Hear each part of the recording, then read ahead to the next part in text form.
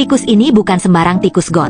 Mereka besar, tenang, dan dibudidayakan untuk dimakan. Di beberapa daerah pedalaman Tiongkok Selatan, hewan ini bukan hama, tapi sumber penghasilan dan protein. Inilah tikus bandikut besar atau Bandicota indica. Spesies ini pernah dibudidayakan secara massal di Provinsi Guangxi, Guangdong, hingga Hunan. Saat masa jayanya, populasinya mencapai jutaan ekor. Bukan hasil tangkapan liar, tapi hasil peternakan terstruktur, kandang kayu bertingkat, pakan alami seperti jagung, ubi, dan sisa hasil panen. Berbeda dari tikus jalanan yang kita kenal, tikus ini justru kalem, tidak mudah stres, dan tahan terhadap penyakit. Dalam waktu sekitar 6 bulan, bobotnya bisa tembus 2 kg. Siap potong, siap jual. Peternaknya nggak butuh lahan luas atau teknologi canggih. Cukup kandang sederhana dan sisa hasil pertanian lokal sebagai pakan, dan hasilnya bisa menghidupi satu keluarga. Tikus-tikus ini tumbuh cepat, efisien, dan mudah dikendalikan, menjadikannya pilihan menarik bagi petani kecil. Soal rasa, menurut para pengonsumsi daging tikus ini, rasanya dianggap bersih dan tinggi protein. Teksturnya mirip ayam kampung atau kelinci, sedikit lebih kenyal.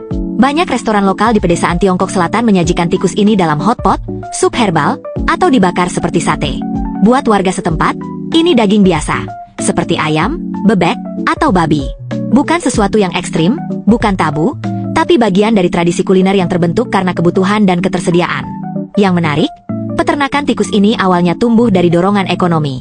Pemerintah daerah pernah mendorongnya sebagai program pengentasan kemiskinan. Karena murah, cepat panen, dan gampang dijual, banyak petani kecil bisa mengangkat taraf hidup. Satu ekor bisa dijual 60-100 yuan, dan peternak skala besar bahkan bisa menjual ribuan ekor per tahun. Limbah kotorannya pun bisa dijadikan pupuk organik. Dalam beberapa tahun, ribuan keluarga berhasil bangkit lewat usaha ini, hewan kecil dengan dampak besar.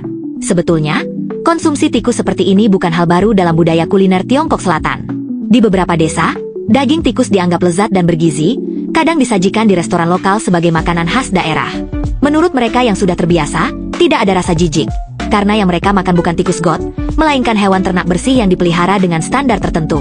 Ini soal tradisi, bukan sensasi. Namun semuanya berubah sejak wabah COVID meledak. Demi mencegah penyebaran penyakit dari hewan ke manusia, pemerintah Cina melarang konsumsi hewan liar, dan tikus bandikut ikut terdampak. Padahal sebagian besar dari mereka sudah lama dibudidayakan dan bukan hewan hasil tangkapan. Tapi karena statusnya tidak termasuk dalam daftar resmi hewan ternak yang diizinkan untuk dikonsumsi, jutaan ekor akhirnya dimusnahkan. Ribuan peternak kehilangan penghasilan, dan industri yang sempat jadi harapan itu mendadak mati total. Bagi banyak orang luar, makan tikus mungkin terdengar menjijikan. Tapi kalau dilihat dari sudut pandang petani di desa miskin, ini bukan soal selera, tapi soal bertahan hidup. Di dunia yang makin rentan krisis pangan,